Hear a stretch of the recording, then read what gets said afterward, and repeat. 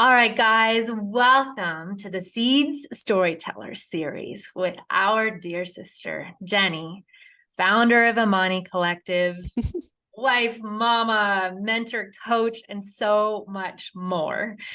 We are going to try to touch on a few of the many facets that is Jenny and that is Imani. And we hope that this conversation inspires you in a way that you are drawn in to be a part of the Imani Collective, the community that is global, and there is room for so many more to join the party. So Jenny, welcome.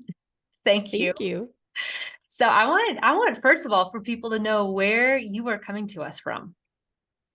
Yeah, so I have lived a third of my life in Kenya. So I am sitting in Mombasa, Kenya.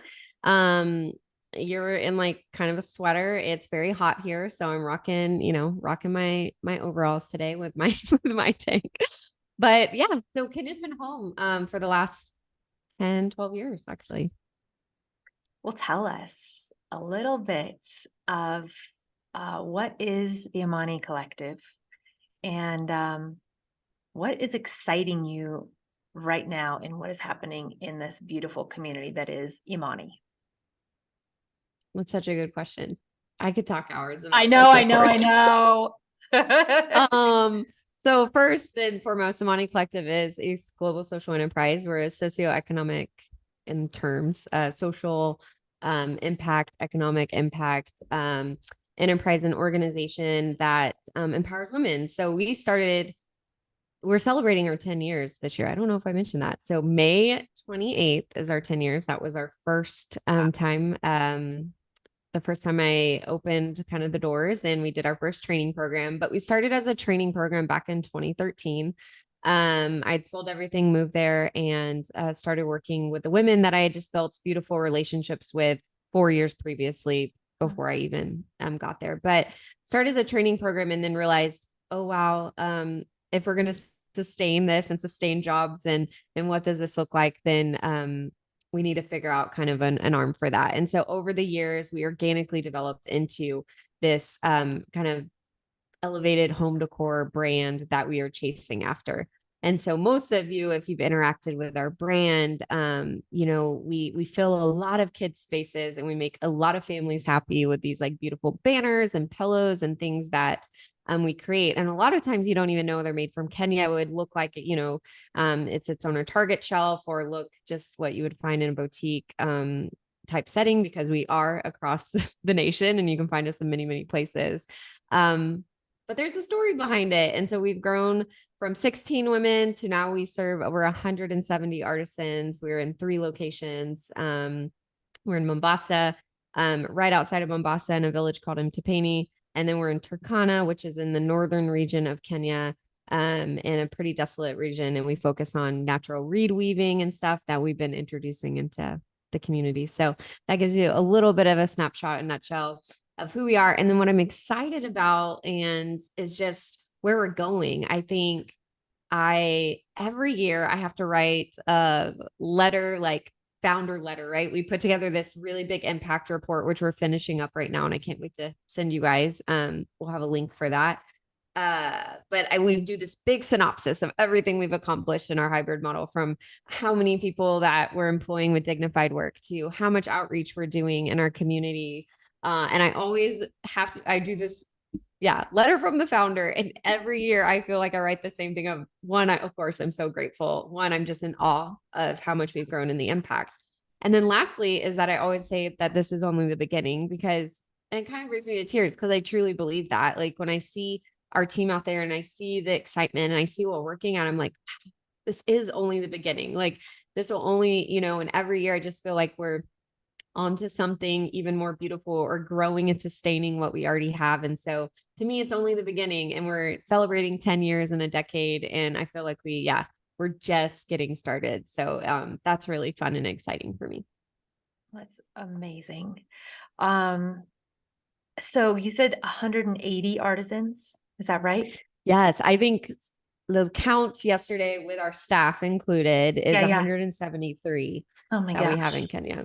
Okay. Mm-hmm. So when you said that number, like right away, I thought, I want to hear one of Jenny's favorite, like a story that comes to mind of one of the 173 artisans that, like her face just pops into your mind and you think it would be a fun story to share with us so we can meet one of the Imani artisans?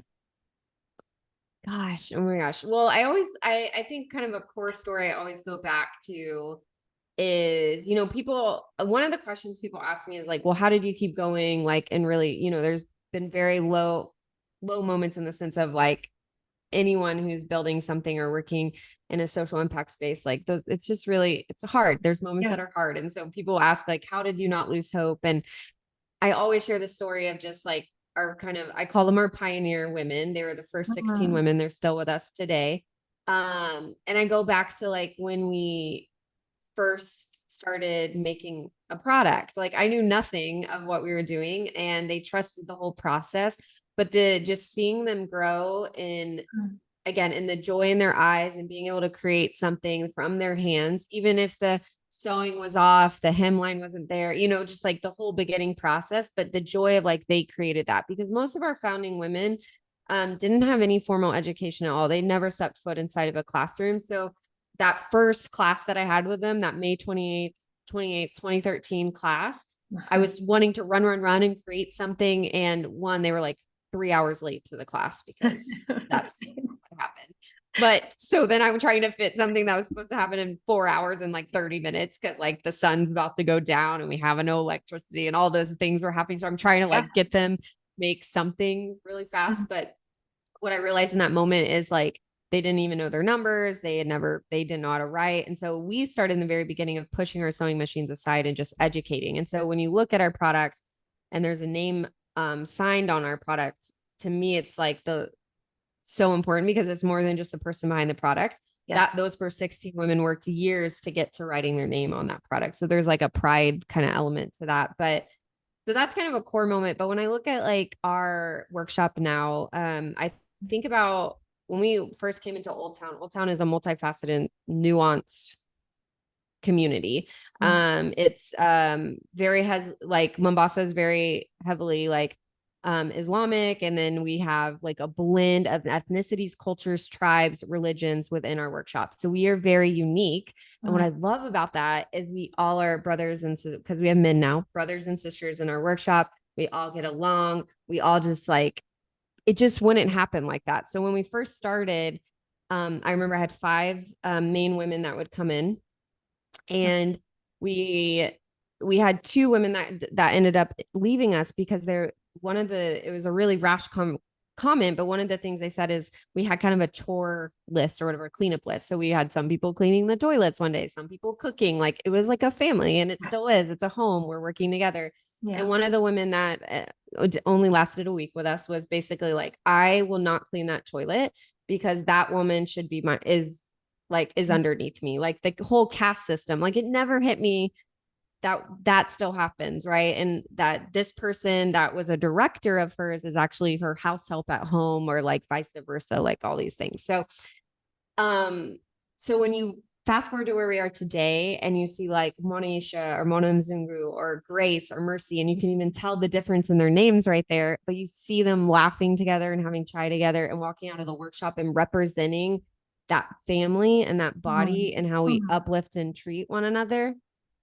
That's transformational. And I get to see that every day. So like, to me, those stories happen all the time where I'm just like, wow. And in normal, like if you were never part of our family, if you're never part of this collective, you would still to this day think, oh, well, we're not supposed to be talking to one another, or, oh, you land in this category, but they've broken all those barriers and those boundaries and they challenge their family now of how to love deeply and how to respect one another, even in beautiful differences. So that's what's fun for me to see.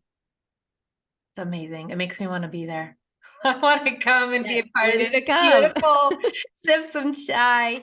Well, actually, that is an awesome segue. So speaking of chai, so for those of you that are watching that are familiar with me and our community of Seeds of Exchange, you know that every month I have the honor of getting to share a friend of mine, a sister or brother in the world that's doing work that I love, that our community has the incredible joy and privilege to get to be a part of their work in through our Seeds Giving Fund. So for January and February of 2023, we are partnering with Jenny and Imani to raise $5,000 to provide food and chai for the artisans, the staff of Imani, and the kids.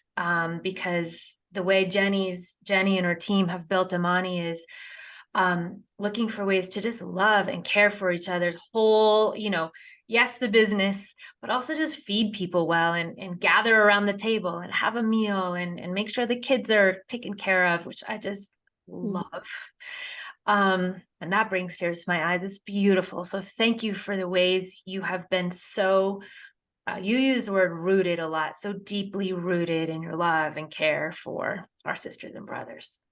So will you share with us just a glimpse of, when we hit this $5,000 goal, what the vision is and what the funds do in terms of the food and the chai and what that's like in the Imani world, with this beautiful vision to feed people, to feed the artisans well.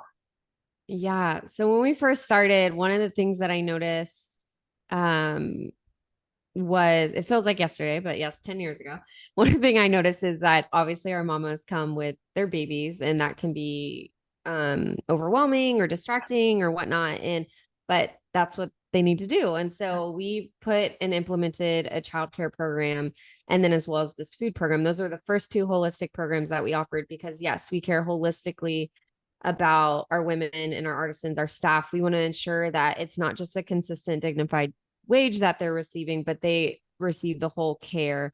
Yeah. And we found that if our women know that their littles are safe and close, and they can go feed on breaks or leave when they need to go see them, that they're just right there.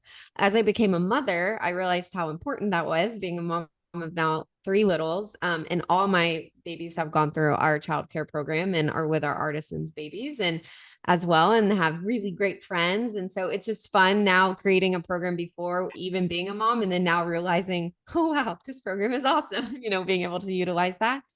But then on the food part, what's so cool about how we started food is I am more embedded and I'm more this way than I was in the beginning, just because the longer I live in Kenya, the more Kenyan I become, but just embedded in like understanding the value of relationships, that we're not coming, even though we continue to grow in our business and do, on that side of our model and grow in that, it's not all about the product, it's about the people. And that's important, and people to have time to build with one another and grow with one another and encourage one another. And so, yes, we have task and production and things that we have to get done, but at the same time, we can slow down and laugh together and have those moments. And so I've always wanted to capture that, even in the United States, like my team in the States, I like require them to have a chai time and require them to at least get lunch together once a month together as a team. We have people in different locations. So our team in Utah to get together, our team in Dallas to get together, to value that side of relationship, that our culture across the board breaks all global boundaries of like what we're trying to care about our people and people centric. And so we started the food program out of that, of like, chai, I want you to slow down and I want you to enjoy chai. But then also what we realized too is that we wanted to really emphasize and care for them and provide lunch as well. We wanted to make sure that our kids were getting a healthy lunch, that our artisans again could have that break where that it was right there. They didn't have to worry about going out and coming back. And then again, that's another expense for them, but that we could take on at least one meal a day as an expense for them, which would just be an added benefit. What I didn't realize is recently the impact of this program until we opened our Turkana location. We opened it in 2020, right? Of course, in the midst of a pandemic, not knowing that there was going to be a pandemic when we opened it in the beginning. Yeah. But we brought on 18 women, and what happened over that year, one, they had consistent jobs, so they were able to provide for their family and their community in amazing ways in a year that they should have been in very desperate and desolate situations. Yeah.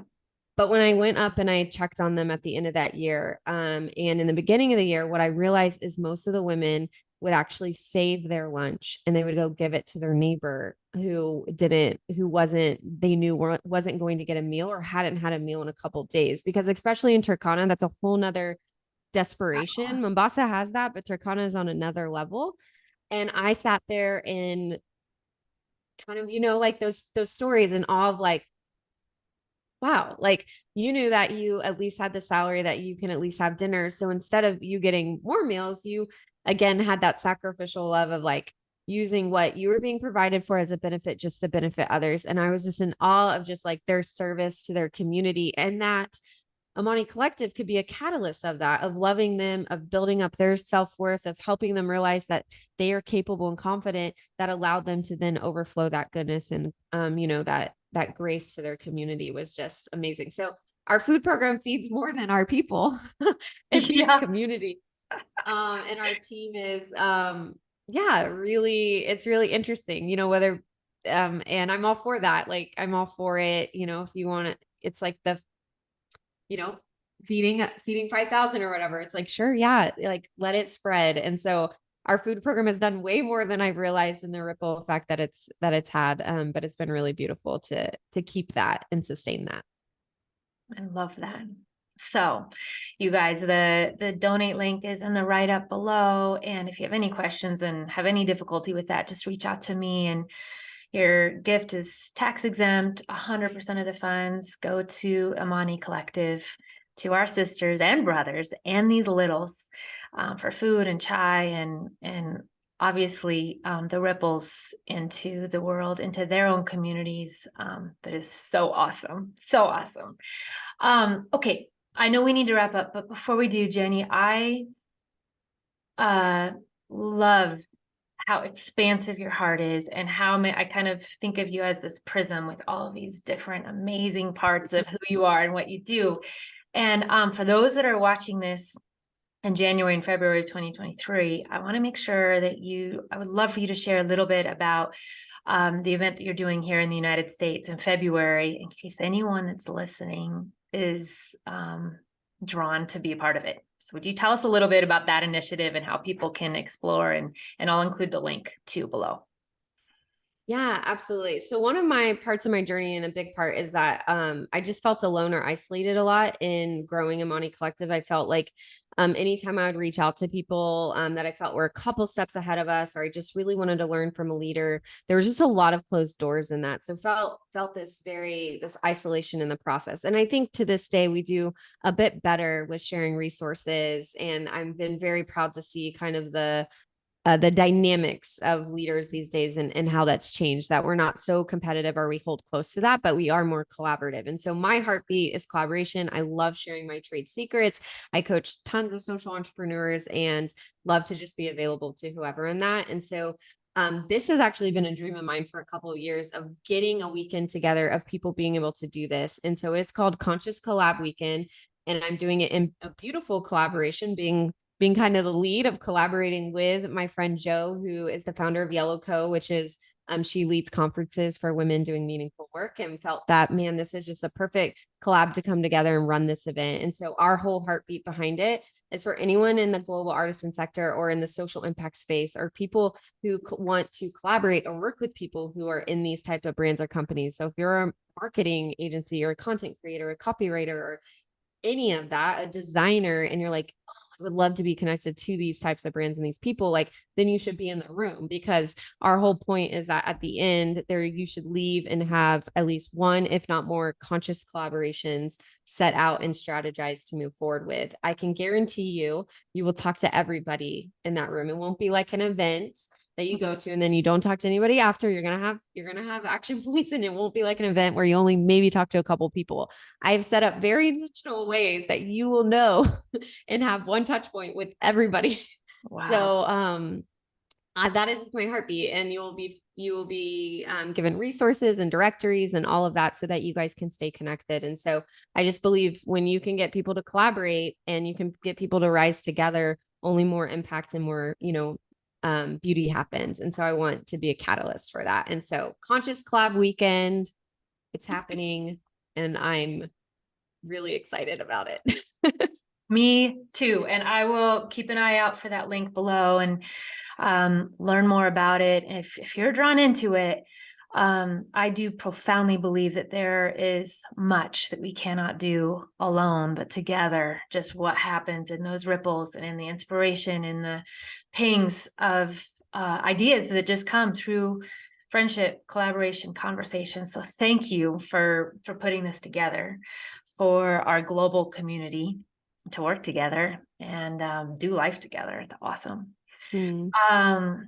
So y'all, thank you for being a part of this teeny tiny glimpse of the extraordinary big story that is Jenny, that is Imani, that really is so inspiring to me. So thank you, Jenny, for sharing your story. Thank you.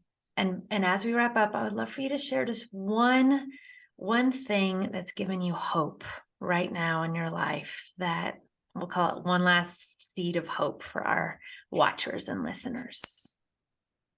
I think, and we talked a little bit about this, but I really think it's